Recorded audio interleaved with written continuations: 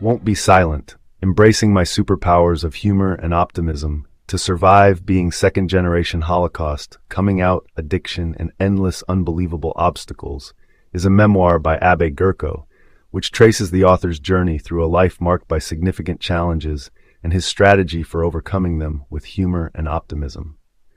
The book opens with Abe reflecting on his childhood as the son of Holocaust survivors, detailing the unspoken trauma and the weight of history in his family.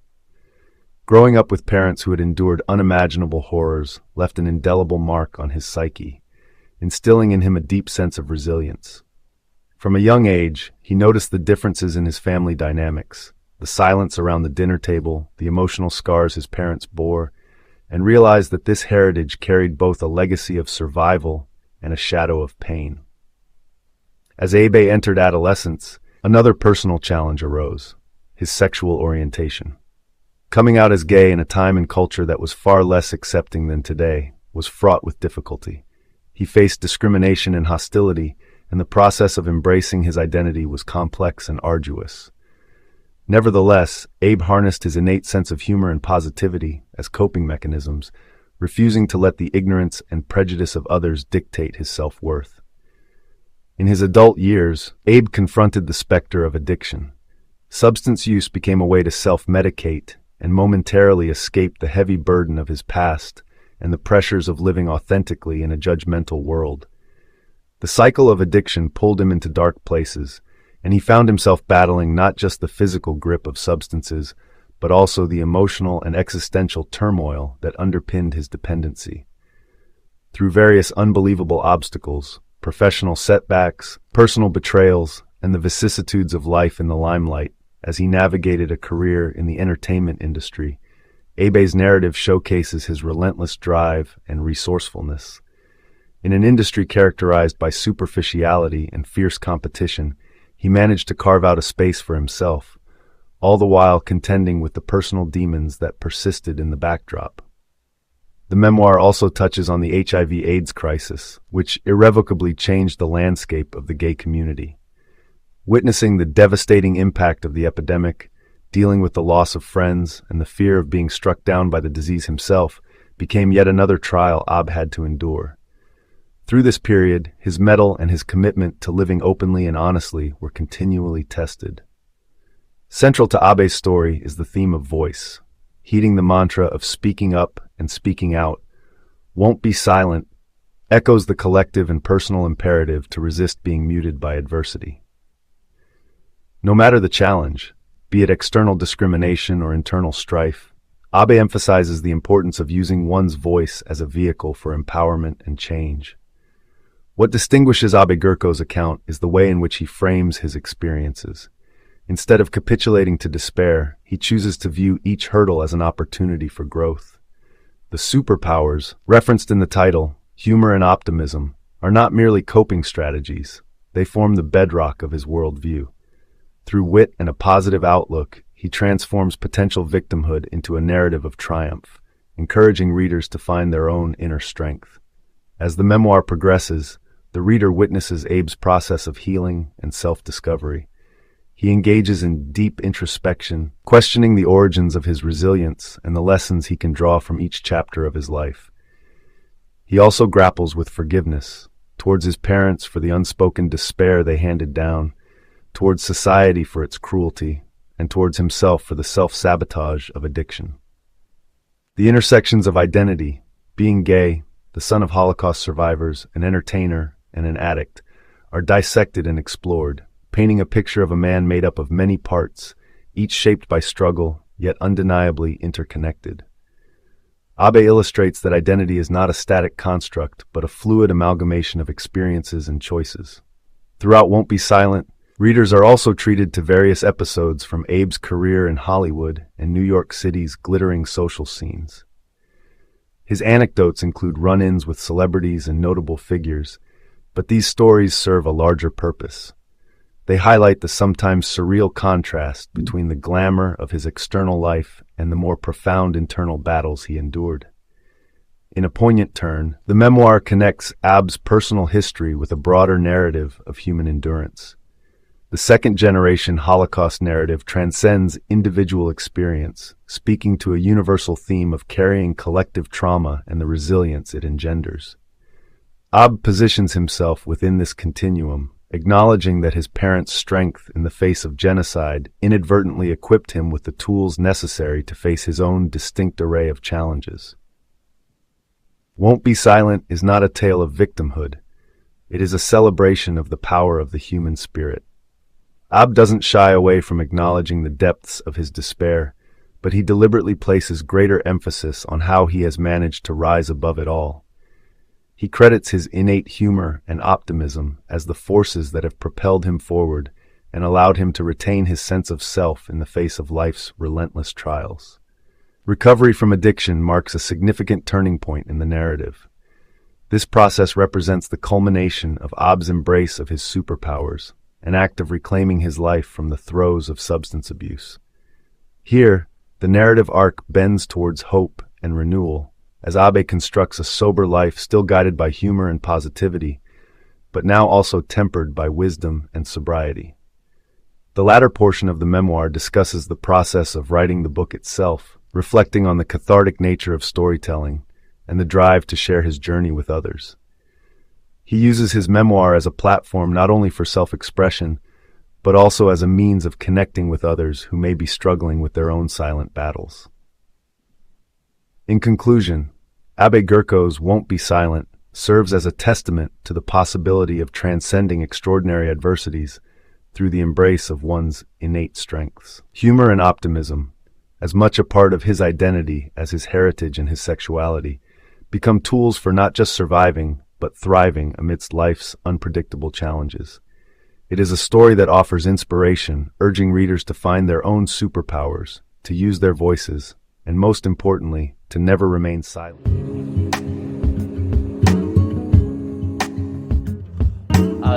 Hey, my name is Zev. I go by @Zebulus on TikTok.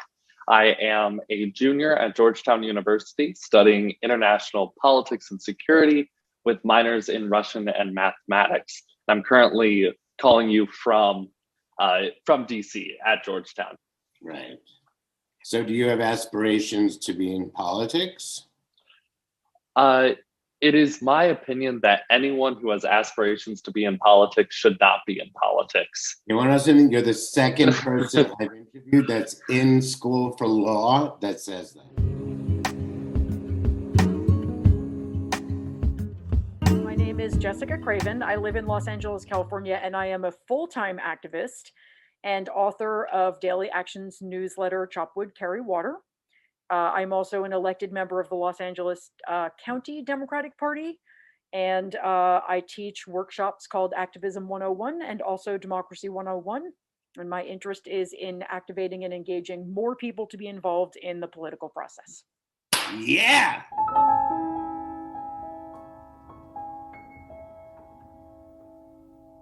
My uncle was killed in a concentration camp, and he was like a notable conductor, composer.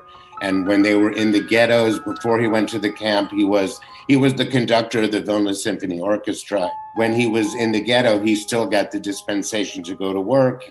And it was weird because here you are living this free during the Eve day, and then you have to go back.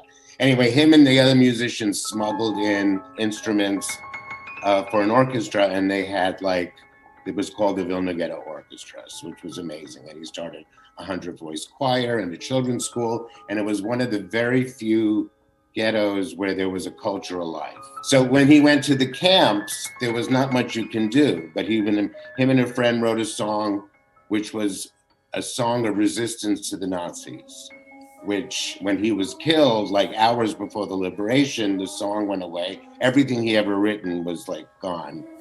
And 72 years later, the Holocaust Museum found just a piece of this song written in a book in Israel by one of the survivors who said it was their mantra. That was all you had left, was your dignity, and don't let them take your tears.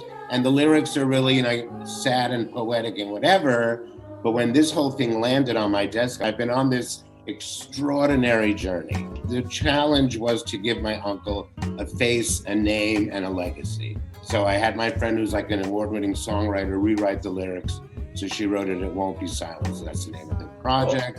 That's the name of the song. And I've had all different artists reinterpret it because for me, it's about, whether it's from the cotton fields, the concentration camp, or the inner city streets. Music is something that in oppression, people use as their way of living life on life's terms, a day at a time.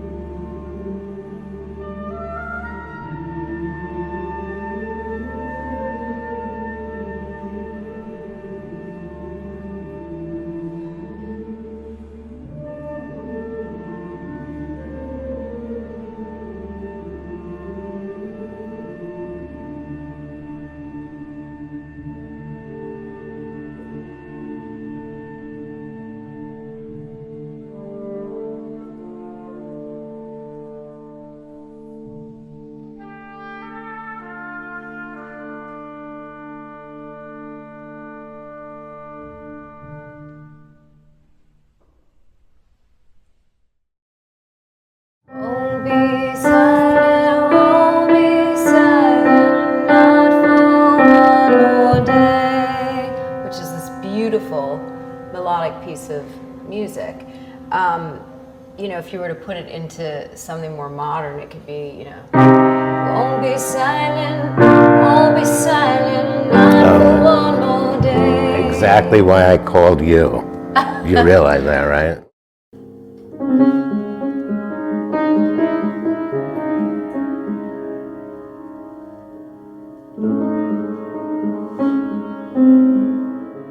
It's an honor to have worked on this, and just I feel so honored that you asked me to do it, because this is so important. But the whole reason I think we met was for this. Oh, it wasn't for any of those definitely. things. It was for this No, moment. this is, yeah.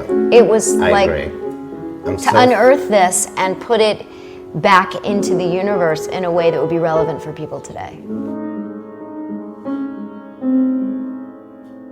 When I first heard the song, it was the harrowing quality of the melody. It was just, emotionally, it hit me as this bittersweet moment, you know, and it was just very eerie.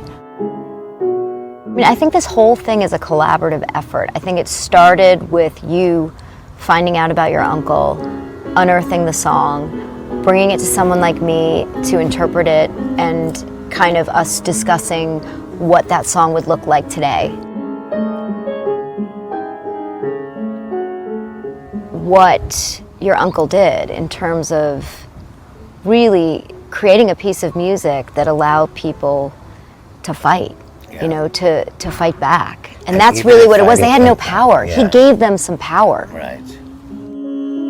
It's really about building community. I mean, I think that's what Wolf did. He built a community inside of a horrible place. Yeah. But the fact that everyone could talk to each other through this piece of music and be there to support each other is really what this is about, and it's really what music is about.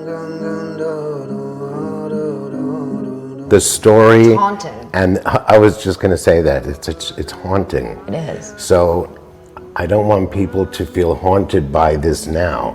So what you're doing is giving it a place of comfort. The way you wrote the words, bring it into this place of hope, which was the essence of what I wanted to do. It's the only way I wanted to give my uncle a legacy. I really listened to those words, and I tried to keep it in the sort of vernacular, the everyday vernacular that he had written when you looked at the translation, which was stay silent. You know, It was kind of like a list of instructions of how you should conduct yourself. He almost wrote it as if he was a leader as opposed to a conductor, you know, where he was saying, this is what you need to do, people. You need to stay silent, as if he was speaking to them.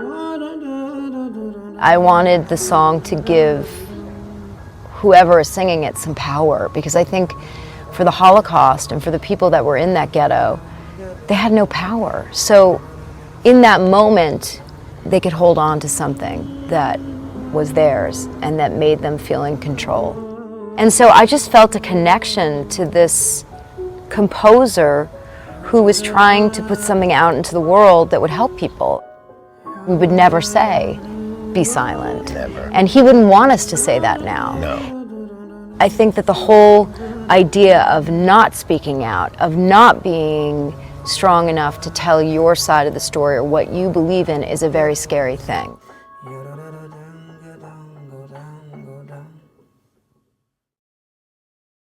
Won't be silent, not for one more day. We'll speak out so future generations will be saved. We won't close our eyes and fear and hide. We'll let our beauty reign. Nothing stands between us and the world we dream to know. We'll break the silence, scream in words of old. Oh, oh, oh, oh.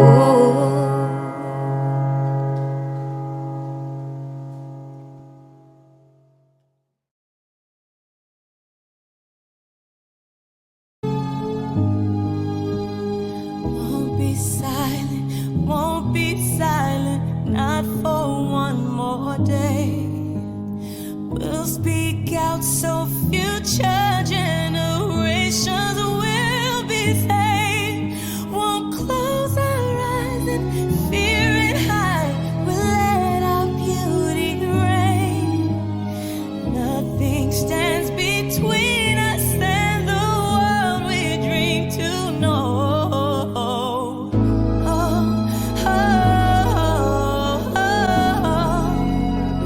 Won't be silent.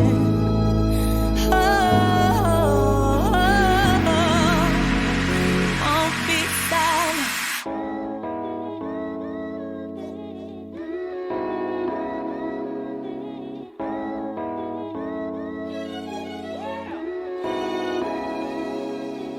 Won't be silent, won't be silent.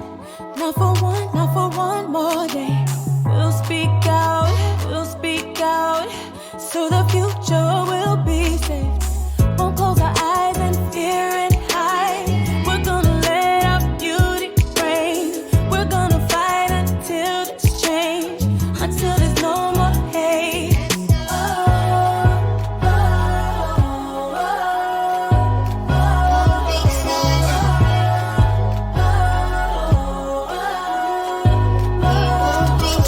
We were made to love, no matter how much hate we face. We will fight for those who cannot and need our strength.